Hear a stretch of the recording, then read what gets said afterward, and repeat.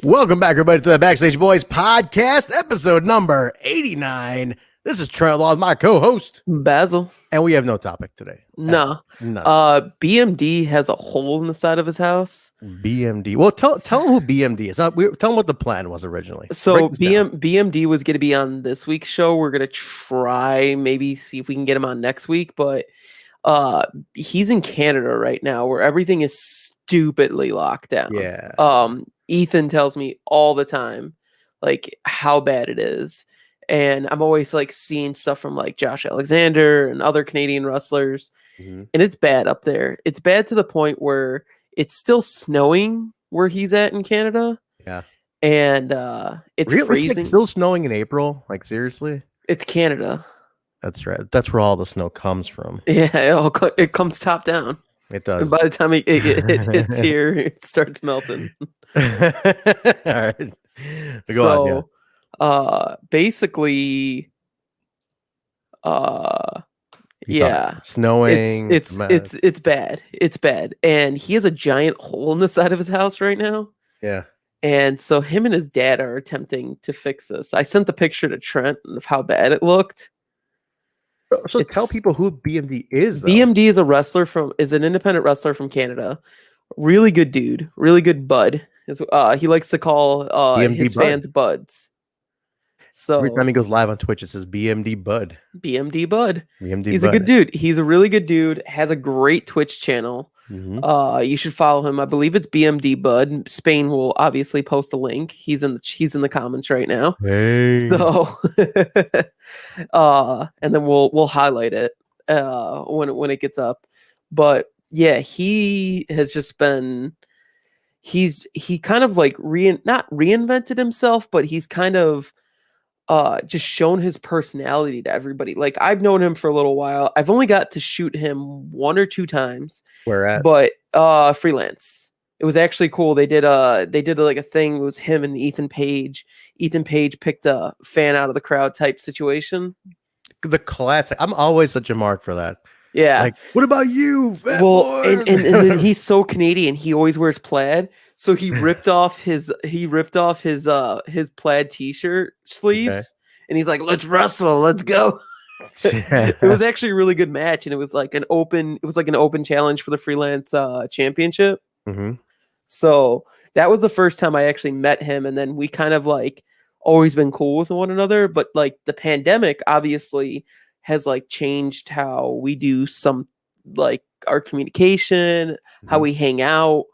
And BMD, we do this thing on Thursdays and sometimes Sundays if I'm here. I know the crew does it different times, mm-hmm. but we all stream together. We'll play like Among Us. We try to play Uno. We'll do Death by Daylight, stuff like that. So he's a really good dude. Check out his channel. Be at twitch.tv/BMDBud and give him a follow, give him a sub, throw some bits in there. Mm-hmm. Really good dude, deserves the support. He has a literal hole in the side of his house right now. Jesus Christ. That's ridiculous. It's bad. So there you go. We would have had him on, but yeah. We would have had him on. We're gonna try to go for next week with him. But I haven't talked to Trent all weekend. Because Trent, you want to explain where you were at? I was in the middle of nowhere, and no, literally, I was in the middle of nowhere because I went out for Rob Malinowski's wedding. Polish Rob, known to people, he is the he's the filmmaker. People know AAW's filmmaker. He does all those documentaries and whatnot. Big, he's part of the. He's the guy. He's the film guy at AAW. Getting married in the Smoky Mountains, so. Literally, when I say in the middle of nowhere, like this is where Georgia meets North Carolina, middle of nowhere in the mountains. It was crazy, but yeah, man. I mean, to the point where you can't fly into this because there's mountains. So you have to fly to Atlanta and then drive from Atlanta 2.5 hours to over the border to the mountains, and this like nothing town, like this town like no one's ever heard of. So just to get there and back, it required 5 hours of driving. 5 hours driving just to go from airport airport to round trip. So every time he would go back and forth, that's what he would do? No. We stayed in the town. That's the thing. We stayed in the town of the wedding, which is that No, was but the- I'm saying every time he went to Oh. does he live in the area where, or does his girl or now wife's Yeah. family live at? Is that where they live? No, so they live across the state in Raleigh, but the place this happened was like this really fancy estate, top of the mountain. It's known for things like this, but they found it and they decided to do it. But so they were across state. So I guess to check it out a couple times, they did have to do that. But Oof. yeah, man, it's like Yeah, it because it's not like literally. you can just go one time to the venue. No, exactly, dude. It's literally in the middle of nowhere, small town. I'm talking like Trump 2024 signs are already up at this place. I swear, I'm not bullshitting. I'm not bullshitting. I was with It's one Danny. of those. I was like 2024. I'm like, Nothing- holy shit. Nothing was better than when Trent and I would drive down to Nashville, and it would just, there's so many things in Indiana itself. Like Indiana's Indiana amazing. alone, it was just like hell is real. Oh yeah, crooked lit crosses, it's crazy, dude. giant ass Trump signs everywhere. Indiana's Like, insane. you guys really know how to show your personality here. Indiana is a crazy state to drive through, but no, man, it was in the middle of nowhere. I've never been to the Smoky Mountains. Absolutely beautiful, though. Extremely easy, like simple living. That's awesome. I mean, it was really a nice reset. I will say this. This is I was waiting to tell you this. Yeah. There's a chain in this area. It's a chain. It's like, I guess, border Smoky Mountain area, which is that tri-state, Tennessee, Georgia, North Carolina area. Yeah. And there's a chain called Waffle King. Not Waffle House. Waffle King. Waffle King. And I swear to you, there's a Waffle House and a Waffle King next to each other. Like, it's like Waffle House, Burger King. No, Waffle House, Pizza Hut, Waffle King. And I was like, you got to have some balls to open a chain called Waffle King and right next to a Waffle House. So naturally we had to try it, right? I was like, all right, we got to try this. I'm like, we have to try this. So like, okay. So we went there first. I mean, we've been to Waffle House a million times, right? So we went to Waffle King. And I will say Waffle King is not bad. Is it better than Waffle House? Here's what's better. The only thing that's better was the eggs. The omelet, honestly, I will say, I'm not going to bullshit. No comparison. Waffle King had Waffle House. Waffle House's ass on the omelets. However, you don't go to Waffle House for omelets. You go for waffles. And when you go for waffles, Waffle House is still the king of waffles. That's all we need. Waffle King. That's all. That's the important thing, dude. And wait, who's hash browns? Oh, Waffle House, 100%. Oh, then grits, Waffle House, yeah, everything. Then Waffle King doesn't exist. Yeah. Now, like I said, where they got me, where Waffle King got me was their omelets, amazing. And then I was like, what comes? I think I got like a Denver. I'm like, what comes? She goes, oh, diced ham, vegetables. I'm like, can you got any? I'm like, skip the ham. And she's like, you want turkey sausage in that? I'm like, you shit right, I do. That's a big game change. That's a huge, because Waffle House does not provide any meat alternatives besides straight up chicken breast. Yes, exactly. And they don't. So, because I even tried it the next day, went to Waffle House, and I was like, one substitute's on the island. I'm like, you have turkey sauce? She goes, no, sweetie, we don't. I'm like, looks like the omelets have it at the King. And so yeah, that was it, man. The only thing they got in mind is the eggs. Otherwise, waffles. Critical Sing says Waffle King will always sound like a mispronunciation. It sounds like sounds like a mix between Burger King and Waffle House. Does anybody in the chat has ever heard of it? Because this was a new one for me when I. But this is like, wait, now I need to see. Now I need to get some. Look it up. I'm gonna get some. I'm telling you, dude, get Waffle King, Royal Waffle King. Not Royal, it's just Waffle. Is it called Royal Waffle King? Shit, because they definitely hid the Royal. Yeah, the Royal is like a tiny little thing. It's like this blue, it's red, white, and blue logo. That's not it. Wait a minute, that's not it. Oh, wait a minute. Uh-oh. Locations. Hold on a second. The Waffle King. Oh, this is it. Oh, it says Royal. What an ass. I didn't see the Royal part at all. You fucking assholes. You sound so mad from this. Dude, that's deceptive shit. And then all the locations, we got 2 in Alabama. Murphy, that's the one I went to. 3 in Georgia. 2 in Kentucky and 1 in North Carolina. That's the one from North Carolina. Dude, everyone, I cannot believe they stuck in the Royal. fans will appreciate that one. Yeah, dude, I cannot believe they stuck in the Royal in small letters in the sign. I'm gonna ask Justin Roberts to be like, "Yo, Justin, can you say that? Can you say that Kenny Omega went to a Waffle King in North Carolina?" Dude. What a I'm gonna try. I don't know if I could, but I'm gonna ask Justin Roberts if he can do that. Let's do it. If you could pull that off, man.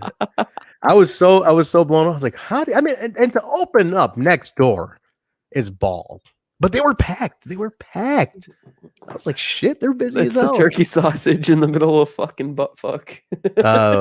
Lost Trent at Bonk's Adventure. Whoa, Bill. I know that's you on Twitch there, Bill. Okay, you want what that context is? Bill, I've been going through this weird resurgence where I've been dying to have a TurboGrafx 16.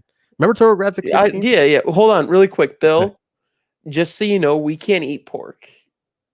So I also love turkey sausage. I love turkey. But I'm just saying in general, like we're not going there to be like Karens about this. Like we just can't have pork. But listen, so going back to the Bonk's Adventure thing, Bill. So I've been like trying to find. It's impossible to find a TurboGrafx. eBay, crazy prices, right? Bill mentions to me, he's like, I got one in the attic, and I was like, you mean you got one for your buddy in the attic, right? And he's like, maybe. And every week I ask him, like, hey, man, you get in the attic and you dig around the attic this week? And he hasn't because he's too busy at wrestling shows every day. So he's not going to the attic looking for TurboGrafx from me. But I've offered to pay good money for TurboGrafx straight from Bill. And I hope to get it. It's going to be one of those things where I get it. So. I get it and I'm going to play it once and be like, damn, I can't get games for this anywhere. You could still find stuff on like eBay. I know. I always want to. That's why I'm saying like now that you got your computer set up, right? You got the computer set up. I do. You can do emulators, and then you can get TurboGrafx that way. I was told I could. I have a friend who's an emulator. I even gave you an Xbox controller to make sure you had a game controller for this. That's very true. I'm gonna emulator the shit out of this thing. Yeah, you're right. There you go. I'm gonna go buy a couple of terabytes and go emulator this up. Dude, I do. I have a GameCube emulator. It runs off Dolphin, and it's like you have to have a pretty powerful system to run it.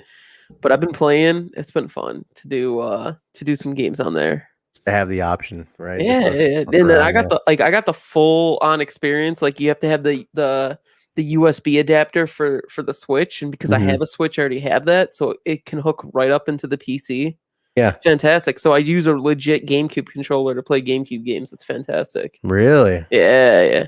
I got it. Look at it right here. Oh shit! Live on. Hey, I got the GameCube controller. Nice.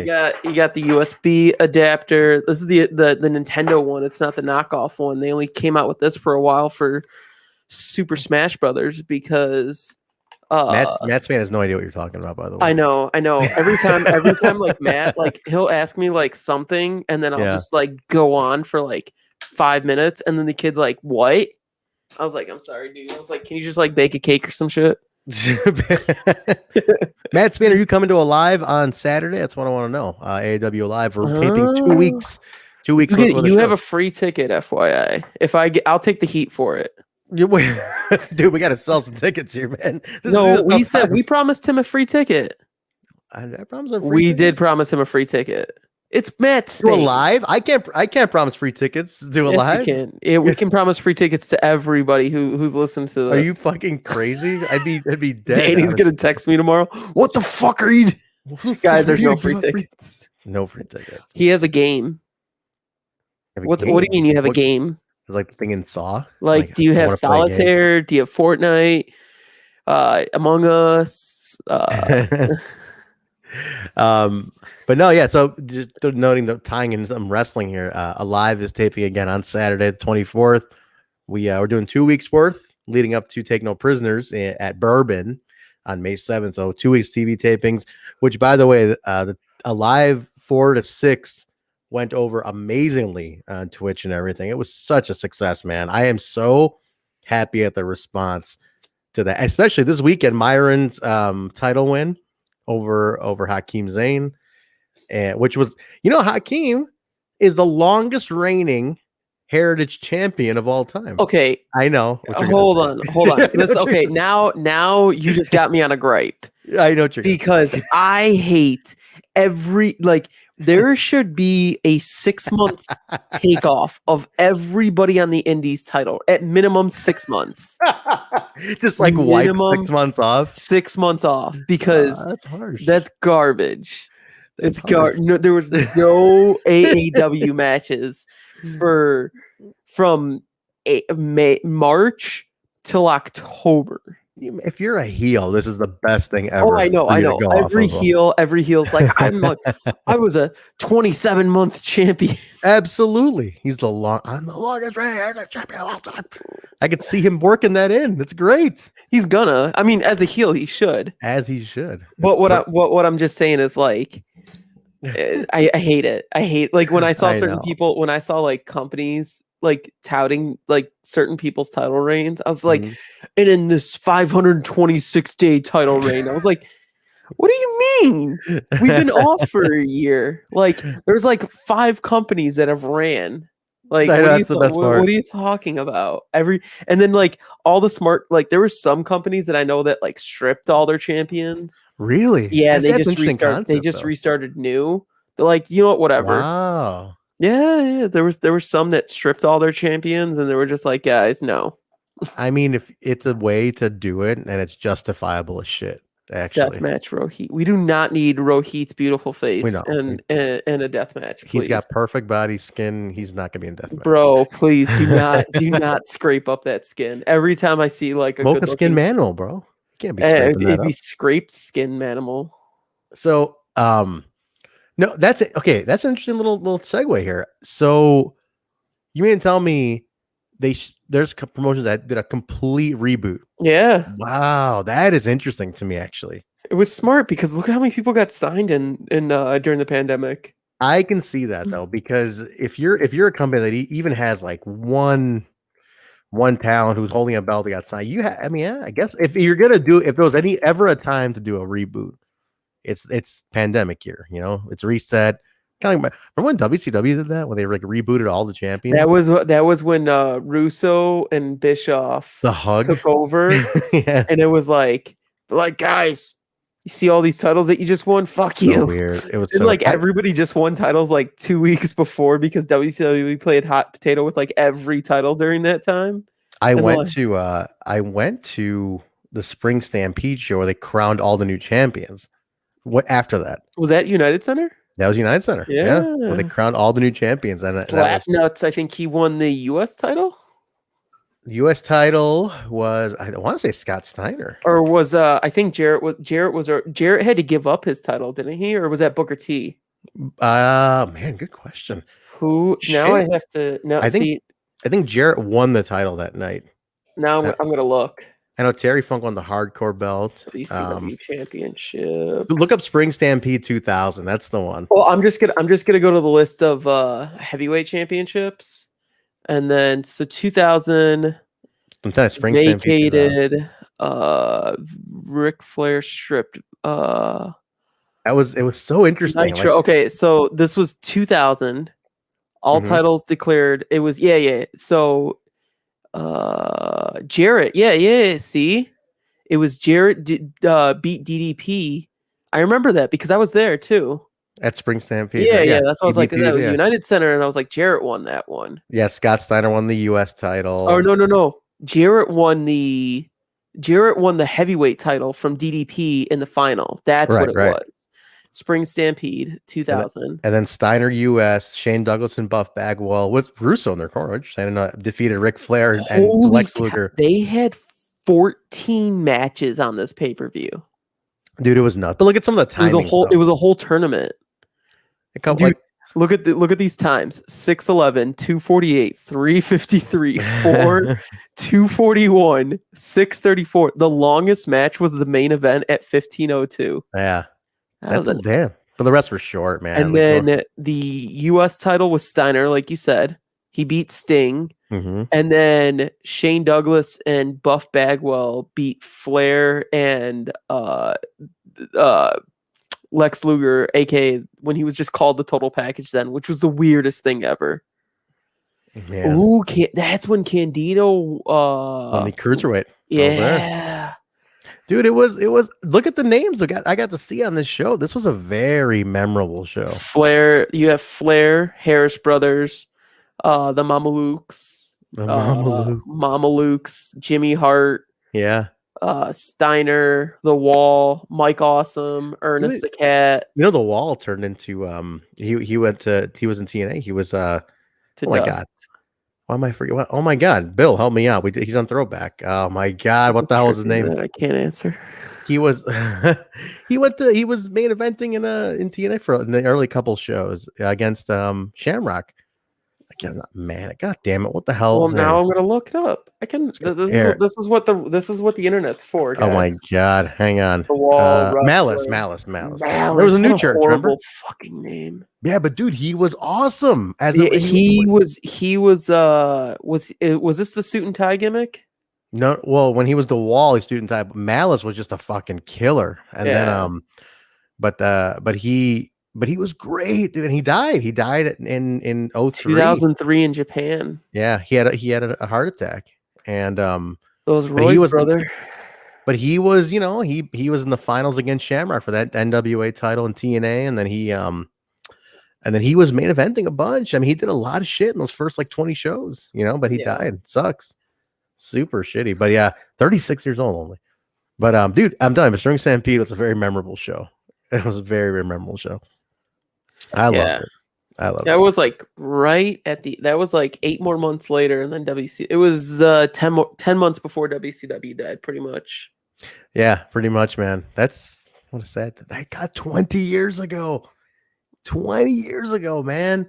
I know. That's crazy. Like I was so we got a piece of trivia and he knew it, Malice. Yeah. Jericho was on they did this thing on Stone Cold's Broken Skull Sessions. And I love that when Jericho debuted was such a big thing because I was there. That was in September. Chicago, September. Was that 99? August? Was that August 99? It was August 31st or August 30th or something. It was super late August 99. It was Jericho WWF debut. I think it's August 27th, 99? August 9th. 9th, okay. 9th. And I remember that because it was right before school started. That's why I was like, it wasn't September. It was August. Yeah, it was a good show. Yeah, I was in Chicago. Man, but just Chicago's had a lot of memorable we're so spoiled like when it comes just in wrestling in general. It doesn't matter if it's indie wrestling. Yeah. Because I always felt like in the early 2000s in ROH, besides Philly, we had the best ROH matches. Oh, dude, I loved ROH's shows in Chicago. You know what's interesting though? Huh. I don't think they ever changed the title in Chicago though. I don't believe the heavyweight title was never changed. I don't think so. That was like the one weird thing that we got some of the most memorable shows in Chicago. They never turned the belt here. Later. No, we did. Steen. Steen didn't win in Chicago. No, not Steen. Why?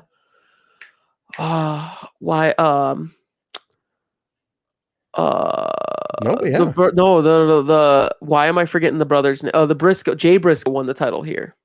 Not in Chicago? Yeah. I thought Jay Briscoe won the title because remember he debuted that new title after he won.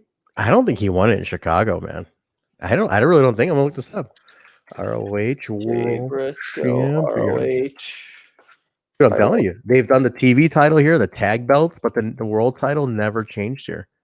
In Chicago. I'm gonna check. Several matches Like several matches for it, but defenses, but never a change. Here I'm looking right now. Look, dude, Oh, never. look at yeah, I'm looking on here. New Philly, York, Ohio, New York. New York had the most. New York's York had the has a most. bunch. Missouri was the closest one. Yeah, never in Chicago. Wow. Dude, yeah, never. I'm telling you, even Fairfax, fucking Virginia had Jay Lethals. Fairfax, fucking Virginia. See, I'm telling you, they even, man, I forgot they changed. Adam Cole won it in Japan. That's crazy. I didn't know that. Yeah, Adam. That was when he beat Kyle O'Reilly, And then Christian beating him. and then Yeah. O'Reilly got signed, and then because O'Reilly had to drop the title because he got signed like it was like 2 weeks after he won the title. Regal was like, "Yo, bro, come here," and then he's like, "Okay," and then Adam Cole wins the title, and then Regal's like, "Yo, come here too." He's like, "Okay." That's why those title reigns for both of them were really short. Cole had like 2 months. I still keep forgetting that Daniels won the title. In Vegas. It was that anniversary show in Vegas. Then dropped it to Cody. Yeah. Yeah. But you know what? I'm telling you, they never did in Chicago. I was always so shocked. They never changed that title. With all that they had going in Chicago, never this belt. I don't know why. It's a shame. It's a shame. A lot of defenses though, like Nigel and Joe and Dropout thought. Do you know what it was? Jay Briscoe debuted the belt, the Jay Briscoe title in Chicago. Like he had a title defense. Mm-hmm. I think it might have been against somebody in the Kingdom or something like that. He came out the new belt, and like after the match, he debuted the title. Oh, that might have been a Hardy thing because remember Hardy had his own version of the title. But Hardy was never Ring of Honor champion. Yeah, I don't fuck. When did that title? That's weird, man. I don't know. Well, let's see. Jay won it, 2013. Wow, his first one was 2013. That's great. He won. I know he had it twice. And then, dude, Jay Briscoe won it that long ago. That's crazy. 2013 and 14. I think it's the 2014 reign. That's what I think. I don't know. Crazy. He had a pretty decent reign ROH champion. Because I remember, he debuted it. It was at when he was stripped of the title due to blah blah blah. And did Glory by Honor? We had Glory by Honor? Glory by Honor 12. See? Glory by Honor 12. Hold on. Dude, we've had it was hard. Yeah, that's what it was. Okay, so this is what happened. Glory, where is his match? I'm trying to find his match really quick. It was Mark Briscoe. Did he not even wrestle in this? I don't think so, dude. I don't think he did. He did. He ended it. He was stripped, and he never lost the title. And he never lost that title first time? No. Yeah, the first time he was stripped due to injury. That's right. Yep. And then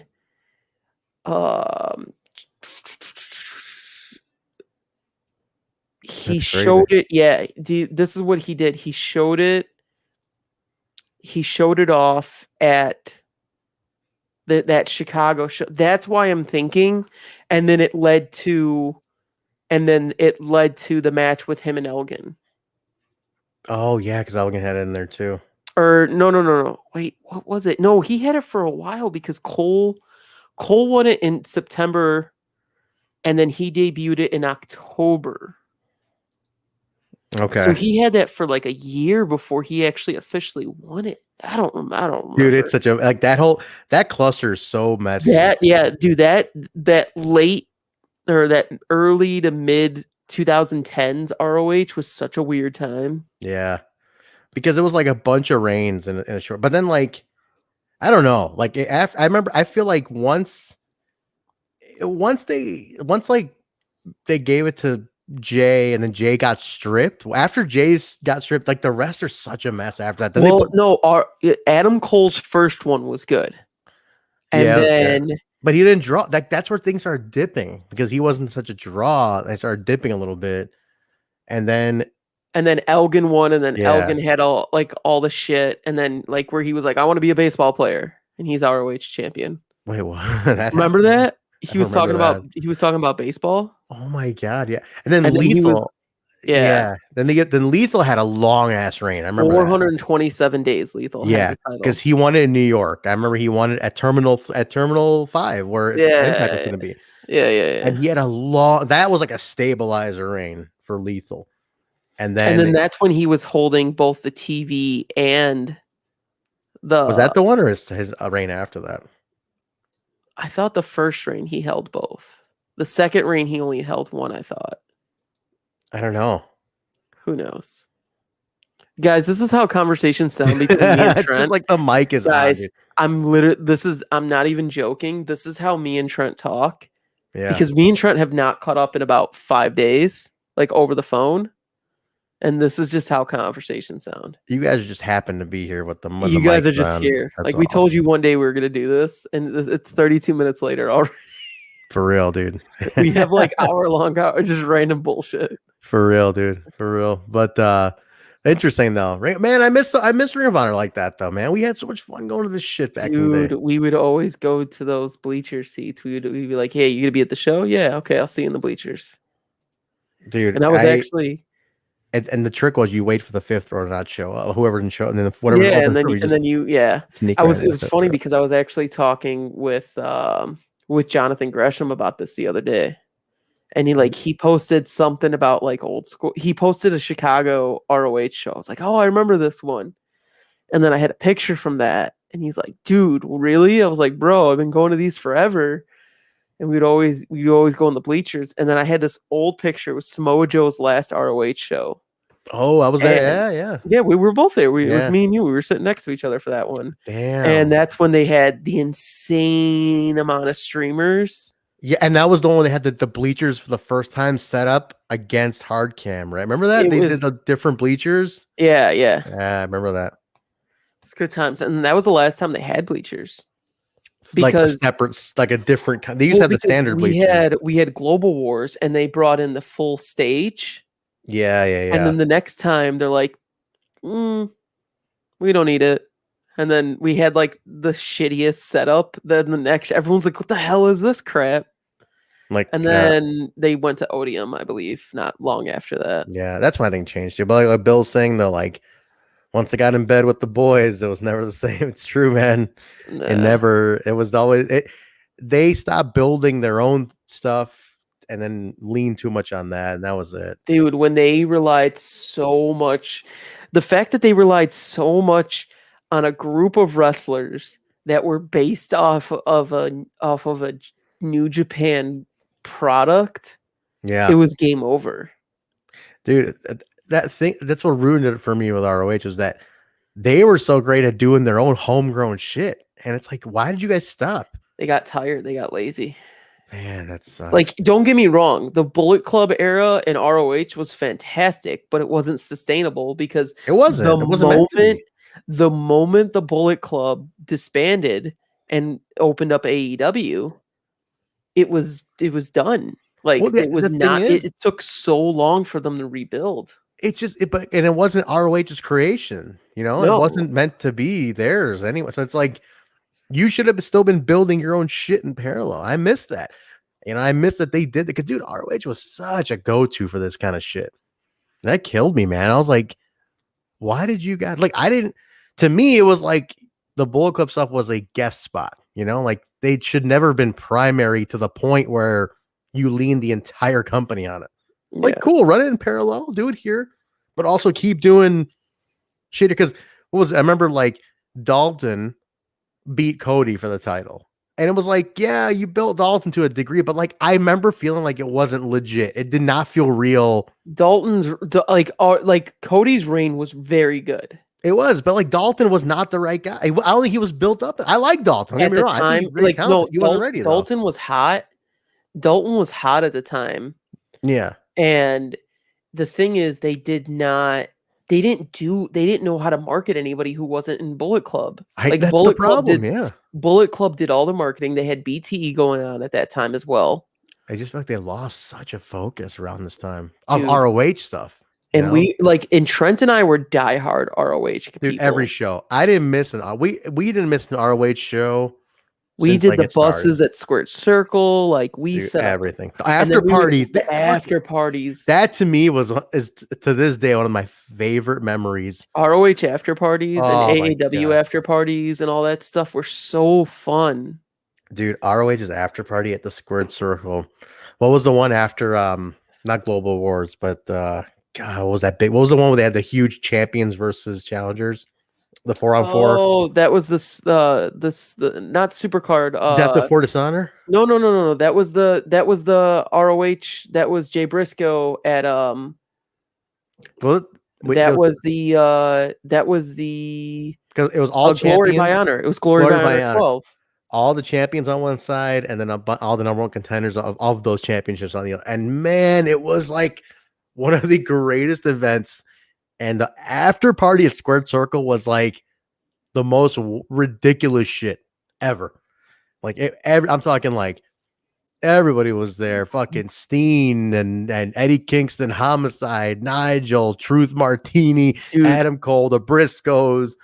We were all just fucking destroying the place. Look at this card: Silas Young and Mark Briscoe. Jimmy Jacobs and against Adam Page, a young Adam Page. No, don't look at 2012 because it wasn't. You know what? Which one? It was 2013. No, 13. Yeah, that's Glory by Honor 12. Oh, okay, gotcha. Glory by Honor 12 was 2013. Yeah, 13. Bennett versus Steen. Ciampa versus Jesse Sorensen.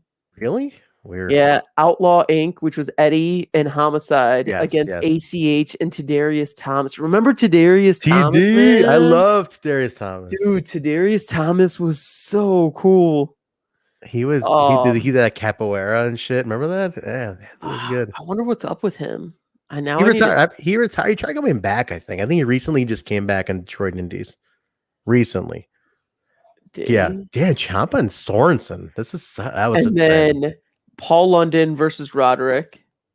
And then the main event was Elgin, Lethal, Caprice Coleman, and Cedric up against Adam Cole, Fish, O'Reilly, and Taven. Because Cole was champion, right? Cole was champion. Fish and O'Reilly were tag, and then Matt Taven was TV champion. Right? And the other guys were all the number one contenders. Dude, it was wild as shit.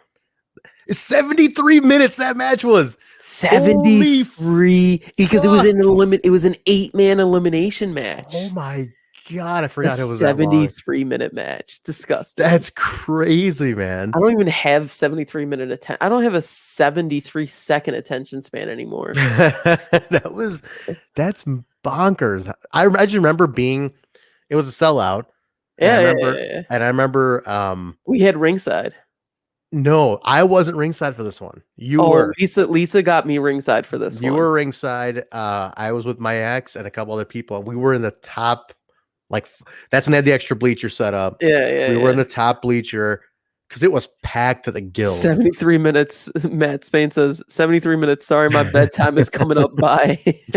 Dude, I remember just watching it from that. It was such. And I remember they were all like, we got to the Cole had a concussion. He was fucking out. Like he was still at the after party. It was a long ass match. Dude, it was bad. It was not bad, but good. It was just long as shit. I don't remember 73 because it was elimination styles, so it went down to a 1-on-1. That's right. I'm trying to remember. I think it came down to Cole and Elgin, I want to say. I think so, yeah. Dude, nuts though. I absolutely love that match. But yeah, I remember Adam Cole was all messed up, but he was cool at the after party. Everything. I just remember it was that most fun after party ever. That's when Fish busted his head open. Yes. He was super Fish fucked up. And I had that. Remember, I took that picture and Fish had his blood. It was so much blood. And we saw him at the after party. And then you remember who he was dating. We don't have to say. And they were in the back of the bar.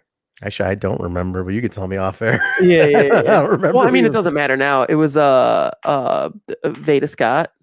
he was with her. I didn't know that. Yeah, at the time. What? I didn't know that. Yeah. I mean, I could be wrong, but they were together at the end of the bar, and not O'Reilly. Fish is just drinking booze, which is probably the worst idea. When you Yeah. have a bloody concussion. Were you guys in the building for Global Wars 20? Yeah, yeah. Yeah, we me were and- there. We were there. That was the last ROH. No, No, that was at the Odeum. I believe. Odium. No. What was Global Wars 2016? That was at the Odeum, I think. That's the one of the last ones we went to, I believe. Was that? Yeah. Global ROH. Wars 2016. Was that was that was Chicago. Yeah, No, yeah, Chicago, yeah. no, that was Frontier Fieldhouse. Yeah, we were there. Yeah, I know I yeah, yeah. was We there. were. Yeah, no. Yeah, that's when Cole. That's when Cole joined. That's that. Well, yes, and that was Lethal and Colt, right? In the main. Yes. Everybody yes. thought And Colt then- was going to win the title. That night. Yeah. They did this whole thing, and everybody wanted Colt to win because it's Colt in Chicago. Everybody thought that was going to be And then it. the lights just go out. Cole is there in the middle of the ring and just super kicks everybody. Everyone's like, wait, what the fuck? And like it was instantly, it went from everybody super mad Mhm. to everyone going insane.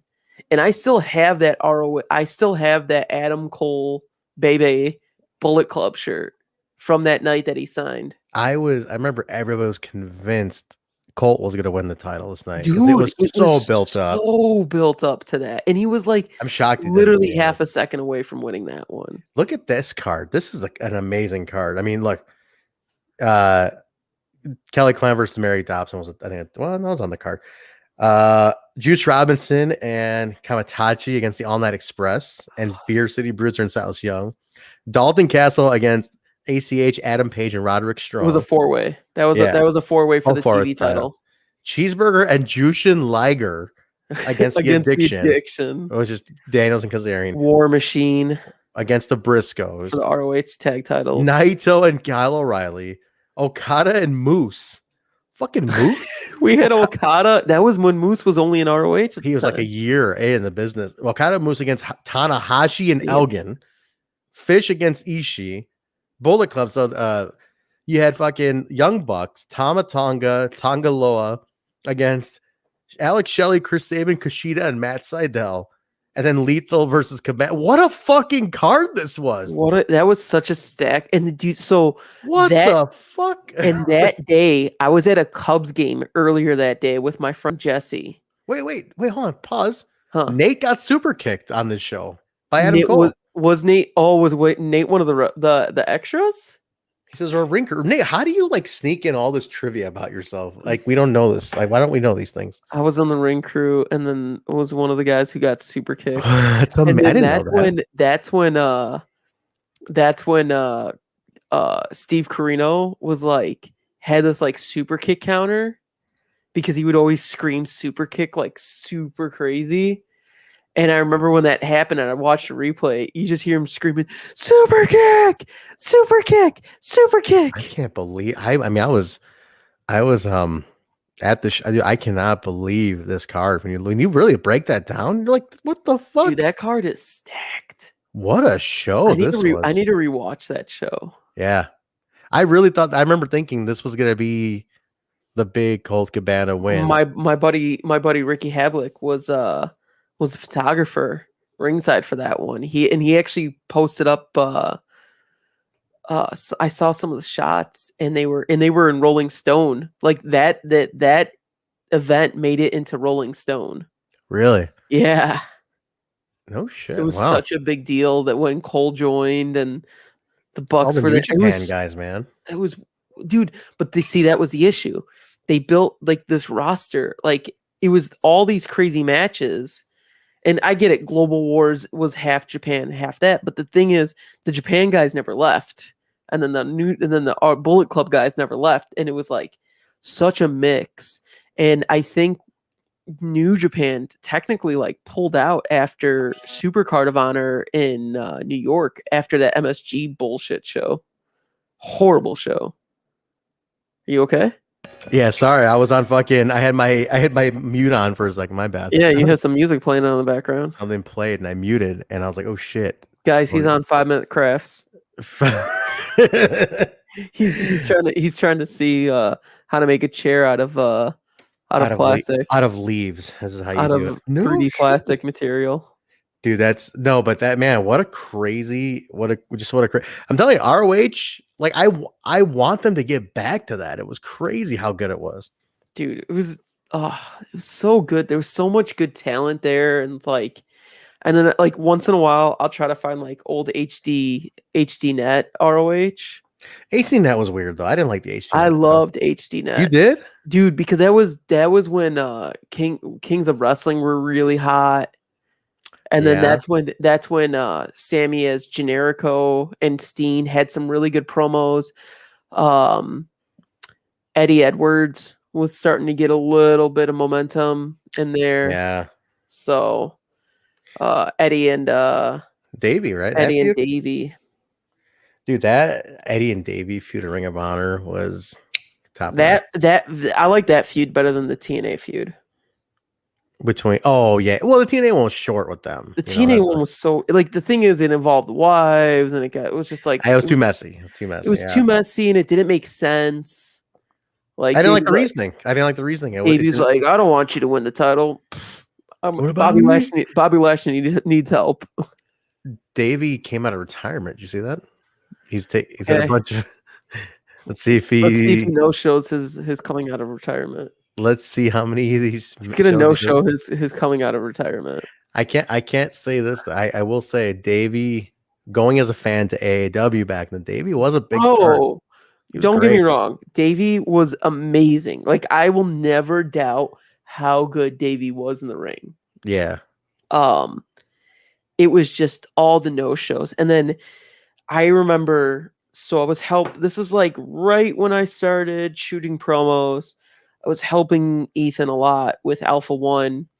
That's like the last one he no-showed, right? That was the big one. And there was this big show and Davey was like advertised for it. He was front and center, and then he no-shows like the day before. He goes, "Yeah, I'm not coming. I can't." And then then he offered to make it up. He offered to show up the makeup show, right? Yeah, didn't show up to the makeup. Come on, dude. That's bad. That's bad. Because hold on, I'm gonna screen share. I'm gonna do some screen share. What do we got? Hold on. Pull this up. Explain what it is. Break it down. Hold on. It is. Here, bring it in. Here we go. Right here. We got young Nate Speckman right down here. Oh my God! It is Nate, a young Nate. Look at young Nate Speckman. What? Oh, I gotta zoom. I gotta look at this a little closer. Look right here. This. Look at young Nate. Nate, you seeing this? Holy shit! That's Nate getting his ass handed to him right there. Getting his butt. Look at that. He's down here. Did Nate send these to you? Yeah, Nate. Well, Nate sent this into the group chat. Oh, okay. I had to pull it up on here. I can't let people see what the name of the group chat is. But dude, look at him. Look at our boy. Yeah, if you guys see the group chat name, then you guys will know a dirty little secret. Now, what's funny is why did Nate never tell us about this? Here's one. Because we weren't friends with Nate then. No, but like at this point, because I've never heard this. Well, because Nate likes to bring it up. When we talk about a thing. He's like, "Hey guys, I was at this show."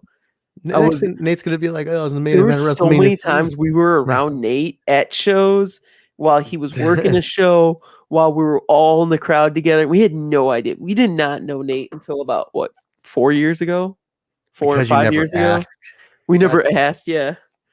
Because hey Nate, did you happen to be at Supercard of Honor 12? Yeah, Nate, come on, seriously, that's like way too specific to ask. Come on. Nate, were you at WrestleMania 3? Were you on the 93,000? Were you at WrestleMania 3 before you were born? I think he was born. He was borned by then. He was born. Wait, when WrestleMania 3 was 8? Nate was around. How old? Yeah, Nate's older than me. Yeah, Nate, you were around. Were you at WrestleMania 3? Probably the one at 93,000. I was born.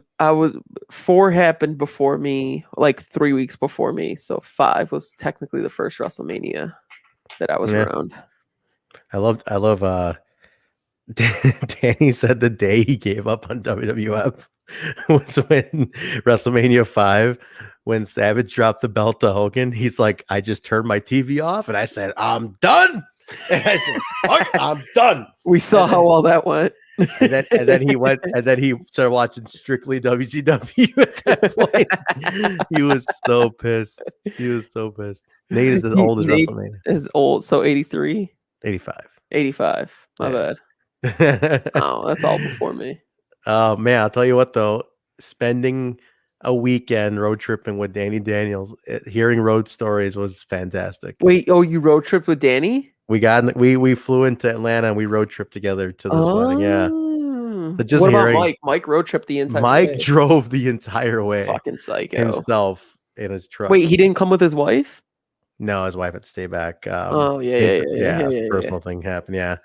But dude, yeah, like hearing the stories of independent wrestling, early days, Danny Daniels, just great shit. Just a story in and of itself. Do you remember a venue, Basil? They used in Chicago. It was the Arabian Nights Farm. Do you remember this place? Addison. Not Addison. It was Willowbrook. Willowbrook. Do you remember this place? Yes. Dude, what a fucking weird ass venue, but it was awesome. I love this venue. But Danny's like, I hated it because my allergies would flare up and my asthma would go nuts because it was a farm. Do you know what I'm confusing it with the Pyramid and Addison? Yeah, Pyramid's different. Yeah. The Arabian Nights Farm was such a random wacky venue to watch shows. And they remember what it was? Remember the I-8 tournament? It was the I-8 tournament. That was it. It was the Super Indie Illinois Best Illinois 8 tournament. That's what it was. Best of Illinois. Best of Illinois. It was crazy. And apparently, like, the guy who ran that I-8 tournament wants to do another one. Like, randomly 15, 17 years later, is like, calls Dan. He's like, thinking about restarting the I-8 tournament. He's like, you've been the fuck? Like, what rock have you been hiding under? I-8. I mean, the concept was cool. It was like the top indie guys from just Illinois promotions. It was like 8 guys, bracket tournament. I mean, it was kind of fun, because you'd have like the idea was it was a neutral promotion. Yeah, that was the idea. It was a neutral promotion, and you'd have like it was the indies. It was an indie. It was an indie King of the Ring in a way of just Illinois. But I mean, like, imagine if you had it now, right? It'd be kind of cool.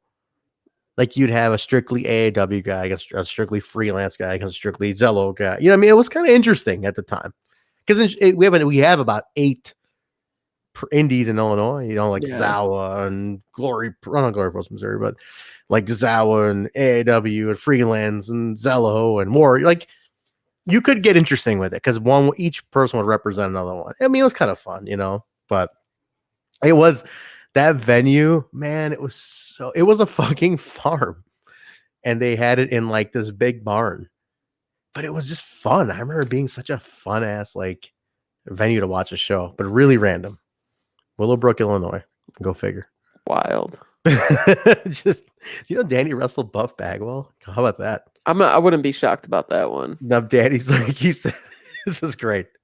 He's like trying to put a good match together. It's Buff, and then Buff looks at him. He's like, wow, you're really good at this. he's like, well, I gotta get out there, we'll do a little something. He's like, dude, I've been doing like TV matches for like 10 years. He's like, drop down, tackle, drop toe hold, duck the clothesline, that kind of shit. 10 punches in the corner. I don't know how to do all this shit.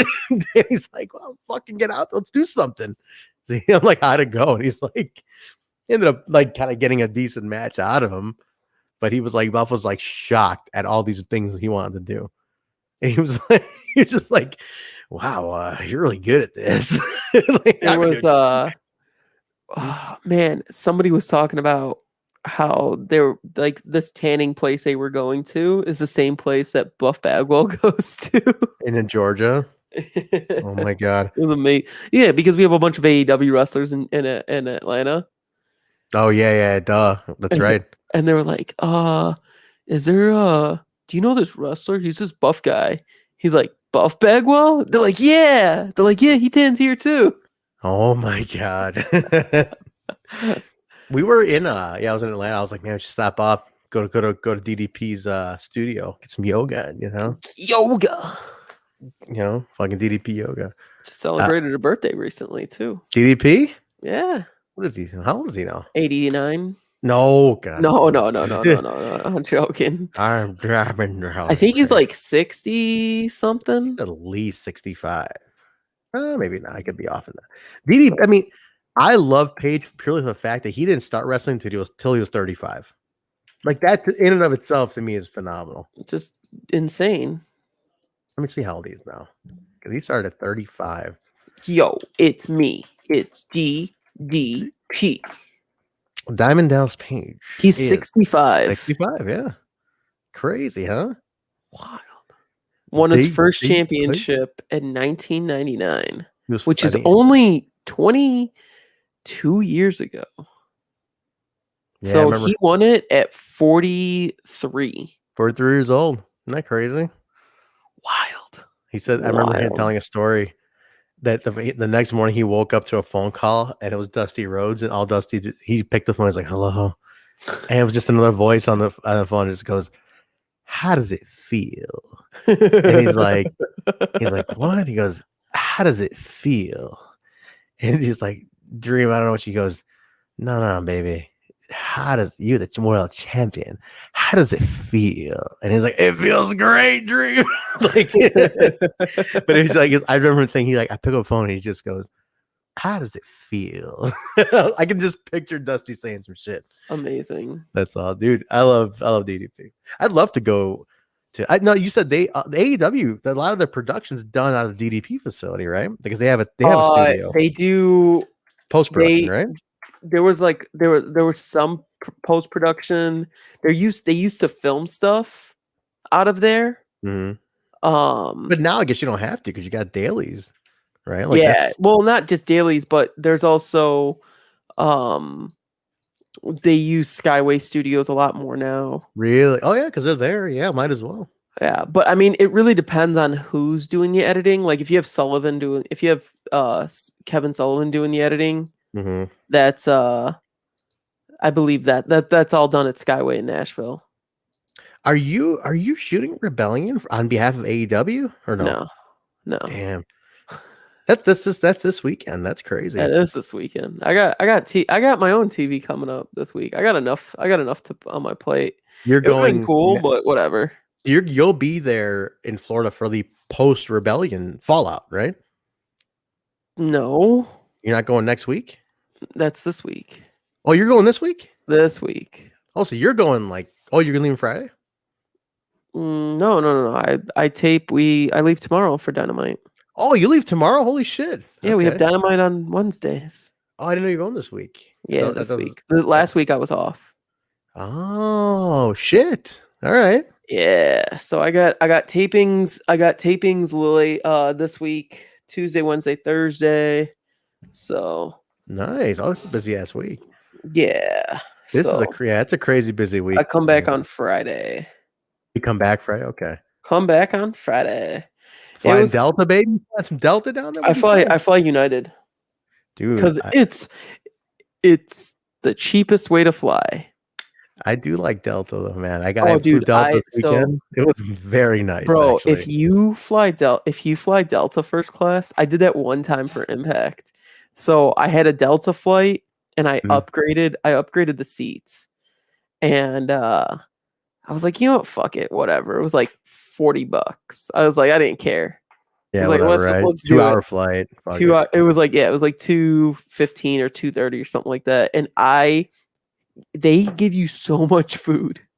They're just like, here. I was like, how much do I have to pay for this? So like, it came with the cost. You already paid for it. I was like, all right, cool. They're like, give me my special case cereal. Dude, Delta I forgot how nice. I mean, all the entertainment and shit, and like charger plugs everywhere. Yeah. United has that if you are in not just first class, but if you're in business class, I think you get you also get chargers, but nowhere else in the plane. Today was a rough flight though, man. Delta, it was a rough, but they took a lot care of turbulence. A lot of turbulence. And, I don't do well with turbulence. I was clutching. I was clutching the handles, man. There was last it was a loop or two. It was 1 or 2 loops ago. There was bad turbulence, like half an hour of turbulence. Oh, and dude, I would lose my mind. I wanted to vomit so bad. Like I usually, like Trent knows, I'm really cool on planes. Like planes don't bother me. But me and Julian and Colt, we all get off the plane. We're just like, what the fuck was that? Just start kissing them. Dude, I'm a nervous enough passenger in a car, as you know. Man, can you imagine fucking turbulence in me? Don't mix at all. I start thinking of all the things that I'm like, this is it. This is it now. Now everybody has to go through my shit at home, sort out my stuff now, because now that I'm dead, they gotta go to all my stuff. Bro, who's gonna get what? When you go through that much turbulence, you legit think like, okay, this is it. I am dying on an airplane. And it's not like some funny like joke thing that we think about. Like I had half an hour of turbulence. I was like, this plane's gonna break apart. Like I'm gonna see the wing fly behind me. Like I legit thought that was happening. Dude, the reason I got so rattled by turbulence was like maybe I want to say 10 years ago. Yeah, exactly 10 years ago. Coming back from Vegas, flying over the oh my god. What the fuck is out there? The Rocky Mountains? The Grand Canyon. I was like, what's that thing? That big hole. What's that big hole in the freaking earth? And it was hot, so you got the pressure. And man, it was just the worst. Absolute like dropping, like sinking stomach turbulence, man. I was ever since I've been rattled by turbulence. It scared the shit out of me. I remember when we flew one time. I think it was probably to Texas, and there was like there was a little bit of turbulence, and I just remember you just went like this. You like anybody who's just listening, Trent clutches both armrests. That's where we're going to Dallas. Yeah, and he Austin, the Austin flight. He clutches both armrests, and he's just like, oh, dude, closes his eyes. He's breathing heavy. I hate it so much. You have no idea. Like it to me is like that's the worst thing. Trent's plane ride from hell. Yeah, he got into a fist fight with Brock Lesnar. I start praying. I'm like, oh my god. You're like, God, I know I don't use you often, but I really need you clutch right now. I tell you what, though, Delta having like T-Mobile or like free Wi-Fi texting for like T-Mobile, and then like they give you an hour of like general texting. It's just crazy. They give so you're like, I better start telling people. I better tell my mom, don't worry about this. Destroy this. Give this away. Fuck, dude, it rattled me. Today it wasn't, like I said, it was pretty bad. But that one to Austin was fucked up. That was bad. I've become pro at downloading movies from like Disney Plus or Netflix. There you go. To have, and then I just watch that. Like I haven't watched the new episode of Falcon and Winter Soldier yet, and then there's a new episode of Mighty Ducks. And then this new Mighty Ducks. This is a sitcom version of the show, right? No, of the movie. You mean? Of the movie, yeah. No, so it's going off the like 20 years later type scenario. Are you wait? Everybody's in it? No, everybody's in it. Who's in it from the movie? Just Bombay. Oh, really? No, there are no cameos? No, well, not yet, at least. Gordon Bombay. Yeah, and he's owner of the ice rink. Like the Ducks are like this super corporatized like franchise team that like only cares about winning. And so that's like these other like band of misfits. It's basically Mighty Ducks for the Mighty Ducks. So it's just like new band of misfits. Let me ask you this. Am I the only one who thought it was odd that his name was Gordon Bombay? Like a city in India is this guy's last name. Why was his name Gordon Bombay? Like, what a weird name to make a character of a clearly white guy who's actually not 100% white. Because Gordon Bombay is Emilio Estevez, who's half Spanish. But I'm going to get into that. Why the hell is his name Gordon Bombay? What the fuck was that name? And Yeah. I'm just saying, as a kid, who confused Emilio Estevez with why am I completely blanking on the dude's name? The guy Back to the Future. Michael J. Fox? Michael J. Fox as a kid. Same haircut. Dude, as a kid, I probably for like a year or two straight when I was like 5 or 6 thought they were the same people. Really? Same Yeah. hairstyle. I was like, yeah, okay, cool. And they just like cookie cutter him and they put him here. I was like, cool. That's funny. That's the first time I've heard of that, but No, I could see legit that. used to get them confused all the time when I was a kid. I could see why. I mean, like I said, you're talking the same hairstyle, same era, everything. Okay, so now we're not talking about wrestling anymore, so that means At we need all. to end the podcast. We are at the hour too. It's perfect timing, actually. There we go. This was a great, just full of whatever topics. This is how our conversations are. Like, I'm not. We're not like we're cutting ourselves off. We're cutting ourselves off because this is how legit conversations between Trent and myself sound on the phone. We should do a free for all once a month. Honestly, I'm down. I think this is a good concept. This is a good shit. I like it. That's good shit. All right, get your plugs in. Let's go. Where can people find you and where are you going to be? You can find me on Twitter and Instagram at BZ. That's B, 2 E's, 4 Z's, and a Y. Actually, on the website, did update it today. Freelance Underground Secret Stash pictures were uploaded on there. Posted that on Twitter too. Felt weird to post like a old school tweet with all that. Yeah, with your like Facebook, your albums and shit. 4 pictures, like, hey guys, you can catch this on Indie Wrestling. Here's the hashtag. Here's the link to the album. It felt good. Tagged a bunch of wrestlers. You want to hear something interesting? Wrestlers were like using the pictures. I was like, this is like old school feel. Did you see the tweets, the results tweets from Alive this over the weekend on just while it was airing on Saturday? Yeah, you were doing that from the wedding, or was it scheduled? I was doing that from the wedding, and I was legit downloading and setting them up at the wedding. Why didn't you schedule them?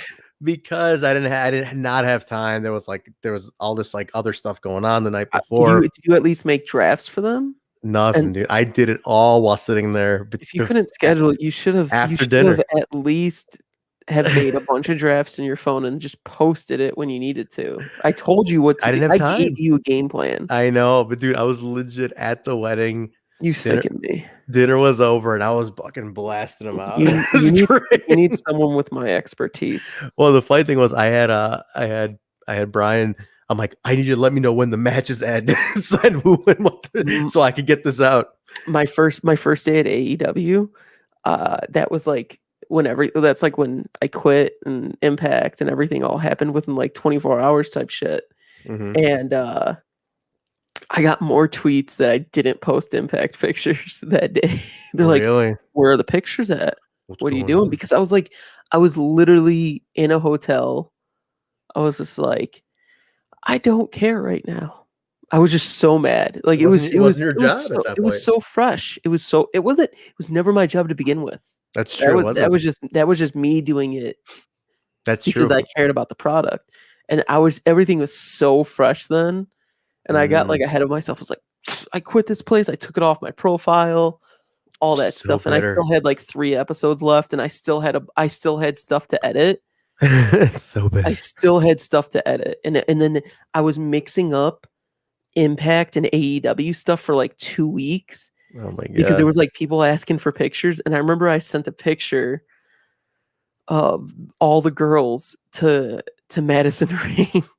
And it had an AEW women's tournament logo in the bottom corner. Oh shit. And no, Madison already knew at that point. I was like, shit, I'm sorry.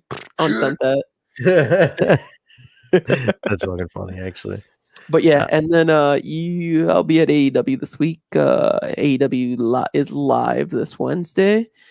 And then in 2 weeks, we got Blood and Guts happening. Pinnacle versus Inner Circle. So Blood and Guts for Trent to know. War Games. So we got War Games 2 weeks live on Dynamite. There you go, guys. So if you are in the limited fan seating for Dynamite, go say hi to Basil at I'm sure we're actually doing combo ticket packages. So if you get tickets to this Wednesdays, you actually get early advance tickets to Blood and Guts before it goes on sale to general public. So There you go. if you're planning on going to both, if you're in the area, or you just really want to guarantee your they're not that expensive right now, dude. Like our tickets are stupid cheap during this pandemic era. Wait a minute. I just What? realized something. You guys are taping this week. It's Yeah. 2 weeks. They tape 2 at a time, right? One live, one off. Yeah. But Rebellion is live Sunday. So True. you'll have that's gonna be interesting how they're gonna work that in. I'm guessing post tapes with something. I'm not saying anything to anybody though. No, it's gonna be very. I basically, what I'm getting at is stay tuned to every show this all week. I know is spoilers are very frowned upon at Yeah. AEW, and I will not be spoiling. No, don't. Nothing. Matt, the capacity, I'm guessing 1,000 to 1,500 again, maybe more.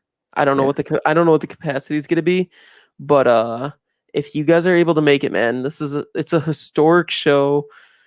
It's going to be great. So check it out. Going on. Like 2 weeks of between Impact and AEW right now. It's time to watch. Like these are 2 weeks to watch for sure. So if you if you've never watched any of them, you know, I mean, like now's the time to watch them. And if you guys don't if you guys want to watch wrestling on Mondays but don't want to get pissed off, watch AEW Dark Elevation, guys. Like banger matches are on there. There's a lot of good advancement on storylines.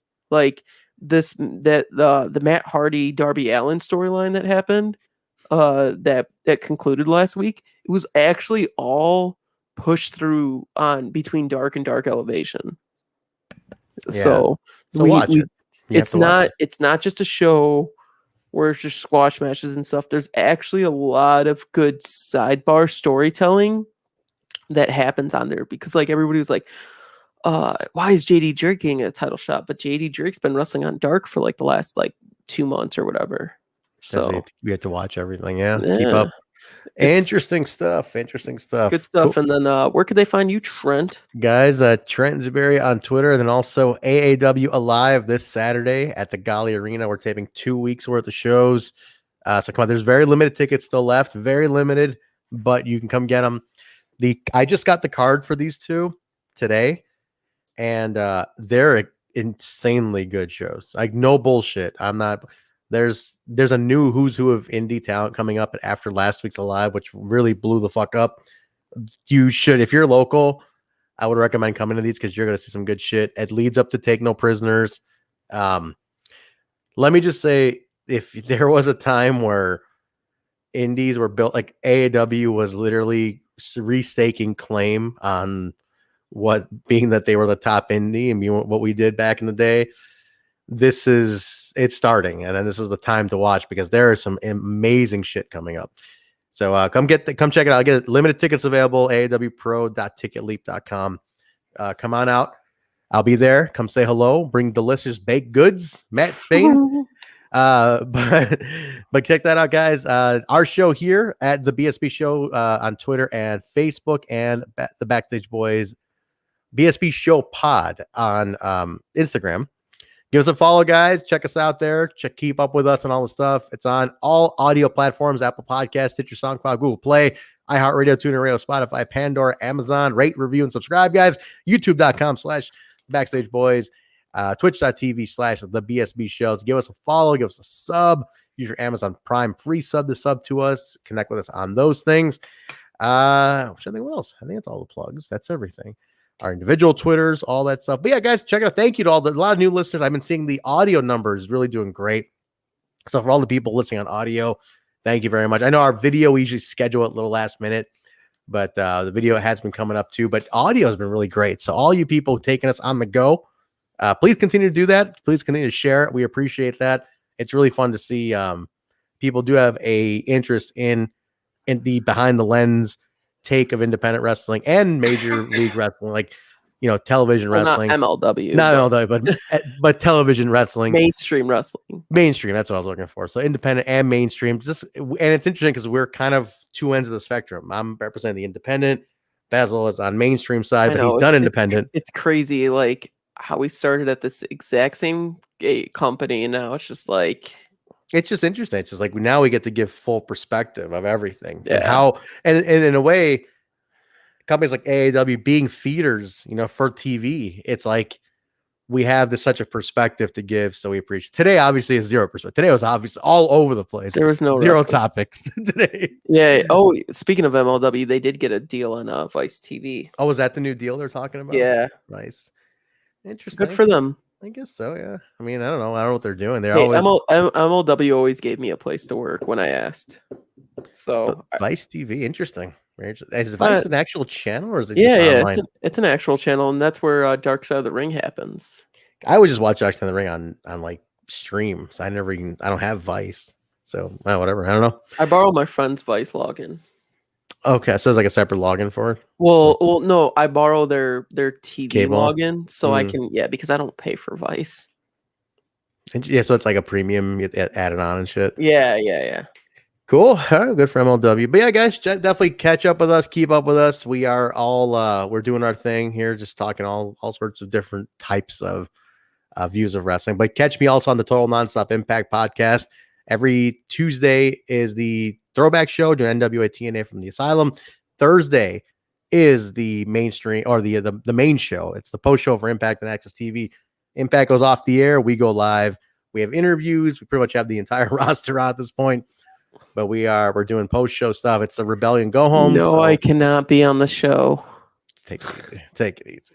No, remember, like there's always somebody who asks. Oh yeah, can Basil be on the show? He cannot be on the show. I don't need to be on a show that I have no involvement with anymore.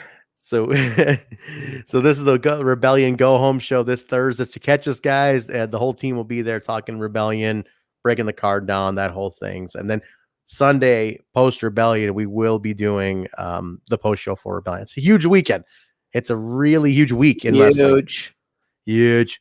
So check it out, guys. We appreciate it. Matt Spain kind of put the link in there, twitch.tv/Total Nonstop Impact. So check it out on there, guys. We appreciate that. And that says, yes, you can follow us, keep up with us there. But guys, thank you again for joining us tonight on the Free for All Open Forum Talk. It was fun. A lot of cool topics all over the place. So we appreciate it. We will talk to you guys. We're good next week. It might maybe BMD back next week potentially. Yeah. I mean, we both have shows. That's right. We are. We both have a reason for this podcast to exist this week. That's true. We have a lot to talk about next week. We have to kick him out 2 weeks, so we'll see. All right, guys. Thanks again for joining us. The episode has been episode 89. We'll be back. The road to 100. Almost there, Basil. Almost there. 11 more weeks to 100. So it'll be an extravaganza. We'll do something wacky for 100 on the air. But all right, guys, have a great night, everybody. Have a good week. We'll talk to you next week. See ya. Bye.